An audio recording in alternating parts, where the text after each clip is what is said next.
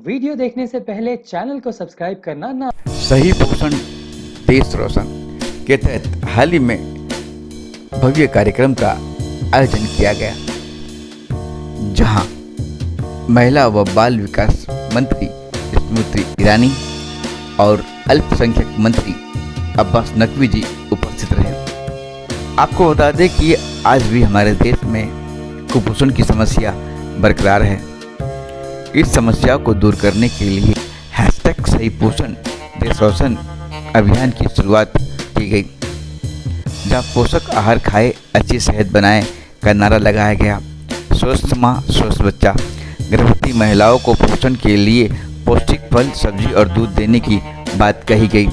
यह कार्यक्रम महिला व बाल विकास मंत्रालय एवं अल्पसंख्यक कार्य मंत्रालय द्वारा के सहयोग से आयोजित किया गया था। कैबिनेट मंत्री स्मृति ईरानी और अब्बास नकवी जी के साथ कई मान्यवर उपस्थित थे, जिनमें जैन मुनि देवेंद्र भाई भी मुख्य रूप से उपस्थित रहे। देखिए हमारी यह एक्सक्लूसिव खबर।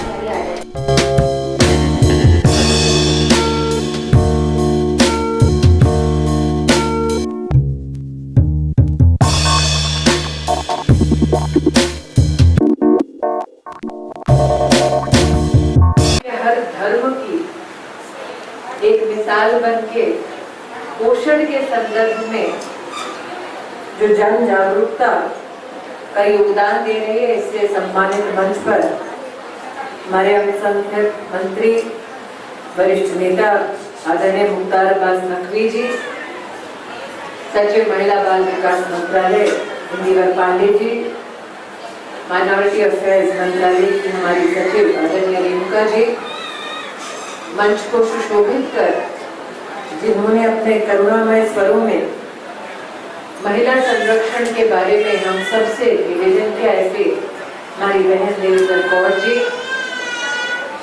अभिभावक की प्रशासनिक भूमिका क्या हो सकती है, इस पर मार्गदर्शन करने वाले आदरणीय देवेंद्र भाई जी। जागरूकता, समाज कल्याण एवं राष्ट्र निर्माण में अपने शुभाशीष देने वाले डॉक्टर अनंत राहुल जी।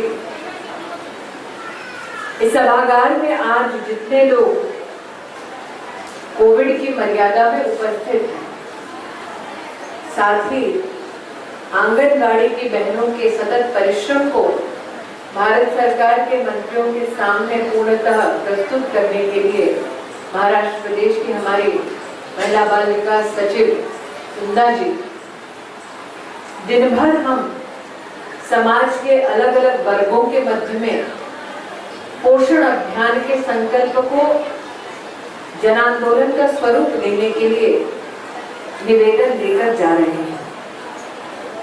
देवेंद्र भाई जी ने जब अपने उद्बोधन में उल्लेख किया कि नेता की भूमिका में नहीं, सेवक की भी भूमिका में नहीं, बल्कि प्रधानमंत्री जी ने अभिभावक की भूमिका में इस निवेदन को राष्ट्र के चरणों में अर्पित किया कि अगर हम संकल्पित हैं भारत के नवनिर्माण के लिए, अगर हम कहते हैं भारत राष्ट्र भर में एक ऐसी अलग जगह कि विश्व में ये संदेश जाए कि आजाद हिंदुस्तान में एक भी बच्चा कुपोषण का शिकार नहीं होगा, उस पोषण की इस चुनौती में अपने आप को लिप्त नहीं पाएगा, तो उसके लिए जरूरी है कि समाज का हर वर्ग सामने आए। आज इस मंच की शोभा बढ़ाई हमारे सभी महानुभावों ने एकमात्र एक ही अपील की कि माँ को सृष्टि का रचयिता कहते हैं। उस माँ के बारे में चर्चा जब सार्वजनिक होती है तो हर व्यक्ति वचनबद्ध होता है कि हाँ, माँ का सम्मान होना चाहिए, लेकिन जब अपने गर्भ को वो धारण करती है, उस माँ को अपने परिवार में हम कितनी रुचि से सेवा दे पाते हैं, ये परिवार के हर सदस्य की जिम्मेदारी है। देवेंद्र कौर जी ने कहा कि पहली जिम्मेदारी पति की, लेकिन उतनी ही जिम्मेदारी ससुर की, सास की, जेठ की, जेठानी की, देवर की, ननद की, देवरानी की भी, कि घर में अगर बच्चा जन्म लेने की तैयारी करने वाला हो तो उस माँ की देखभाल को हमें कैसे करना है। कई बार महिलाओं पर ही जिम्मेदारी दी जाती है कि टीकाकरण का समय याद रखना, समय पे टीका ले लेना। लेकिन अगर परिवार के मुख्य और पुरुष इस बात की चिंता करने लगे कि समय पर आहार महिला को मिला है या नहीं, डॉक्टर का चेकअप समय पर हुआ है या नहीं, तो ये मात्र महिला जिम्मेदारी तक सीमित नहीं रहेगा, ये पारिवारिक जिम्मेदारी और सामाजिक जिम्मेदारी का वेश धारण कर लेगा। और इसीलिए हमने मंत्रालय में मात्र मंत्रालय के इस कार्य को अपने तक सीमित नहीं रखा। पहले दरवाजा खटखटाया तो एक भाई का खटखटाया, मुख्ताराबाद नकवी जी की मैं शुक्रगुजार हूँ कि आपने कहा कि ये मात्र आपके मंत्रालय का काम नहीं है, हम सबको इसमें साथ आना है। और इसलिए आज दिन भर इस कार्यक्रम का आयोजन हमने मुंबई शहर में कोविड प्रोटोकॉल की मर्यादा में रहकर किया। डॉक्टर साहब ने सैम बच्चों के बारे में अपनी चिंता को व्यक्त किया। कोविड के अंतराल में कई परिवारों में माताएं भयभीत थी कि क्या हमें स्तनपान करना चाहिए या नहीं। ऐसे वातावरण में हमारी आंगनबाड़ी की बहनें जो हर परिवार तक पहुंची, मुश्किल परिस्थिति में भी उन्होंने उस जच्चा बच्चे के संरक्षण के लिए जो काम किया, आज भारत सरकार की ओर से सभी आंगनबाड़ी की बहनों के चरणों में प्रणाम करके आप सभी बहनों को आभार व्यक्त करते हैं। कई लोगों को ये गलतफहमी है कि बच्चा बोल रहे, चल ले, उसके बाद उसकी परवरिश पर ज्यादा ध्यान देंगे, उसको क्या पढ़ाएंगे, क्या सिखाएंगे, उसकी आधारशिला रखेंगे और बच्चा हृष्ट-पुष्ट होगा। लेकिन जैसे डॉक्टर साहब ने कहा, बच्चे के जीवन के पहले 2 वर्ष, पहले 6 महीने माँ का स्तनपान करना और 2 वर्ष तक बच्चा क्या खाता है, बच्ची है विशेष अगर, तो उसके साथ कोई भेदभाव ना हो, इसकी चिंता हमें समाज में करनी है। प्रधानमंत्री जी ने पोषण अभियान को जन अभियान, जन आंदोलन का एक दर्जा दिया और कोविड प्रोटोकॉल के नियमों का पालन करते हुए भी मुझे खुशी है कहते हुए कि साल 2020 में देश भर में 13 करोड़ से ज्यादा जन आंदोलन के कार्यक्रम हुए। इसका मतलब एक संकल्पित समाज ये जानता है कि प्रधानमंत्री मात्र एक योजना की चर्चा नहीं कर रहे हैं, सामाजिक बदलाव की चर्चा कर रहे हैं, सामाजिक बदलाव का निवेदन कर रहे हैं।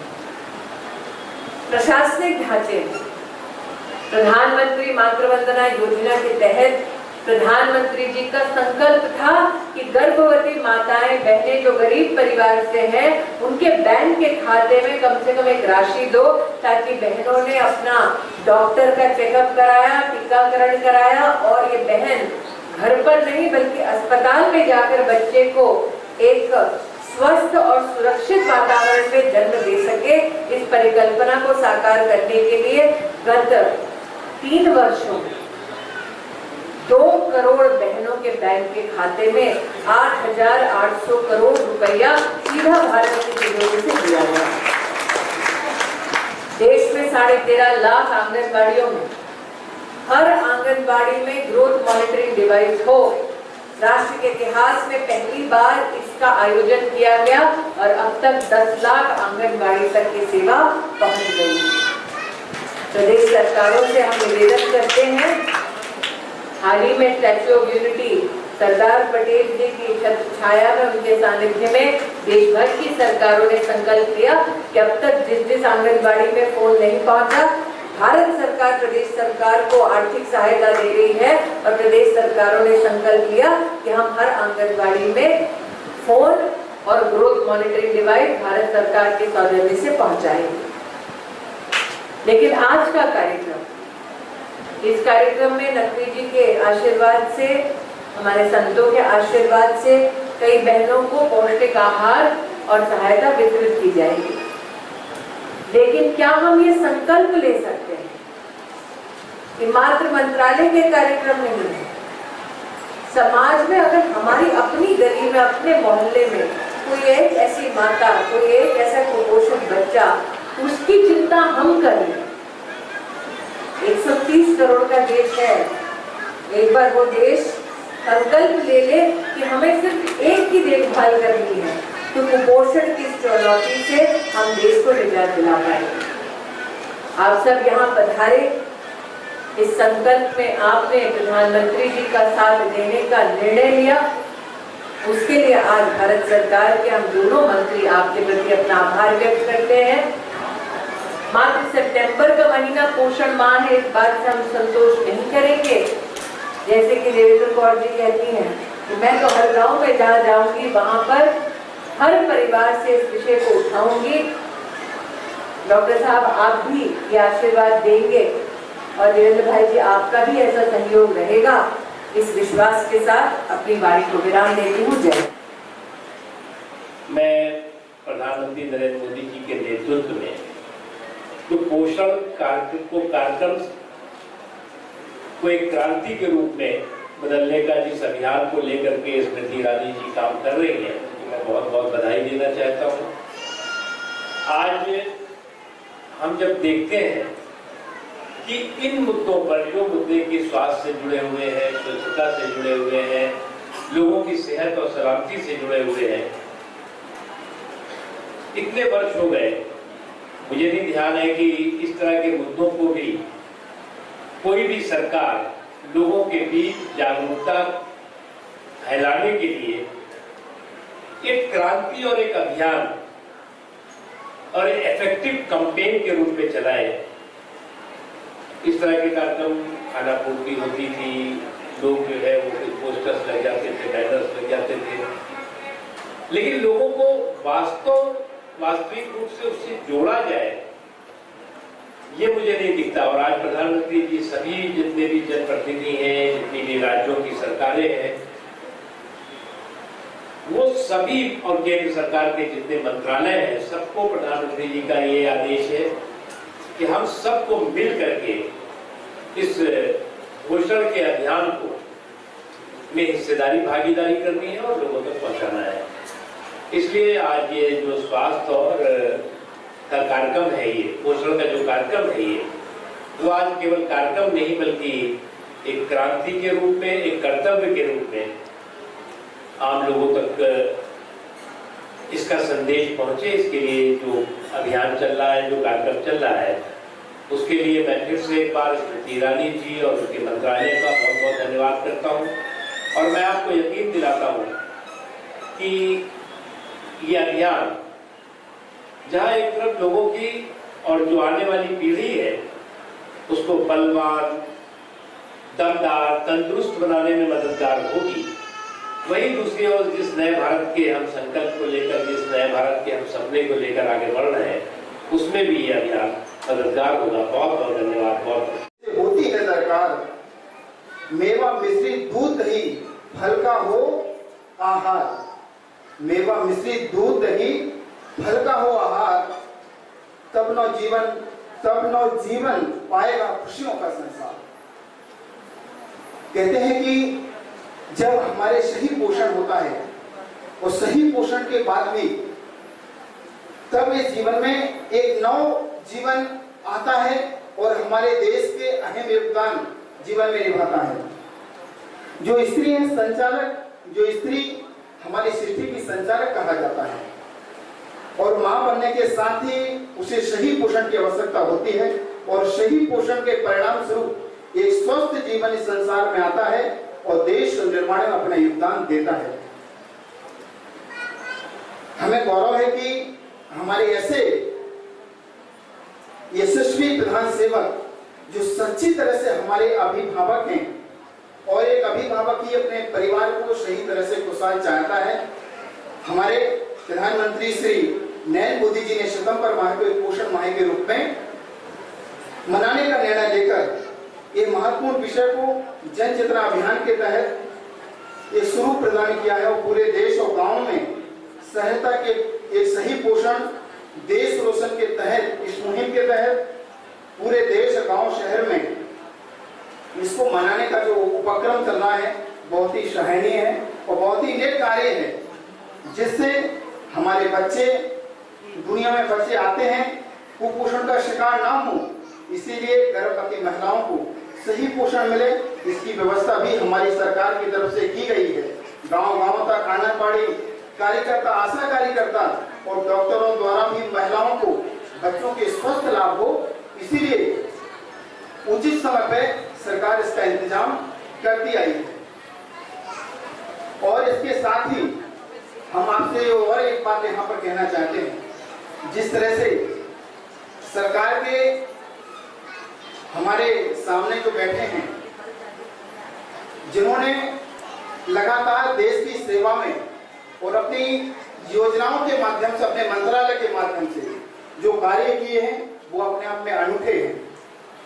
हमारे बीच में बहन केंद्रीय मंत्री श्री स्मृति ईरानी जी ने और मुख्तार अब्बास नकवी साहब ने, इनकी उपस्थिति से प्रमाण है कि सरकार को जनता के स्वास्थ्य की कितनी चिंता है और वो हमारी भलाई के लिए अपना अनमोल समय देकर हमें स्वस्थ रखने के लिए इस तरह की सभाओं के जरिए हमें जन जागृति करने का एक अवसर प्रदान कर रही है। ये हमारे लिए सौभाग्य का विषय है और मैं चाहता हूं कि आप सभी जितने बैठे उनका जोरदार तालियां बजाकर अभिवादन करना चाहिए, क्योंकि उनकी सभा के माध्यम से जाने कितने लोगों को, कितनी महिलाओं को अपने आने वाले कल के लिए कैसी लाभ मिल रहा है, कैसी उनको योजनाओं से लाभान्वित हो रहे हैं, ये बहुत बड़ा गौरव का विषय है। इसीलिए हमारा दायित्व बनता है कि हम अपनी जागरूकता और सही खान पान से अपने स्वास्थ्य को उत्तम तरीके से पोषित कर सकते हैं।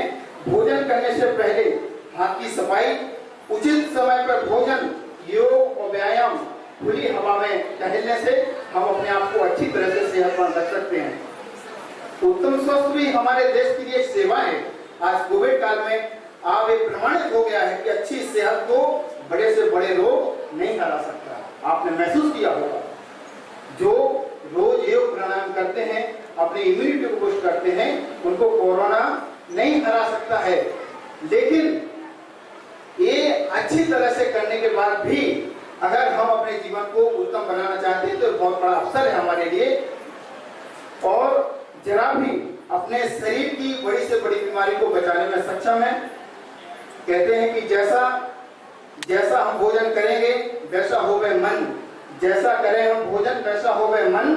और सात्विक भोजन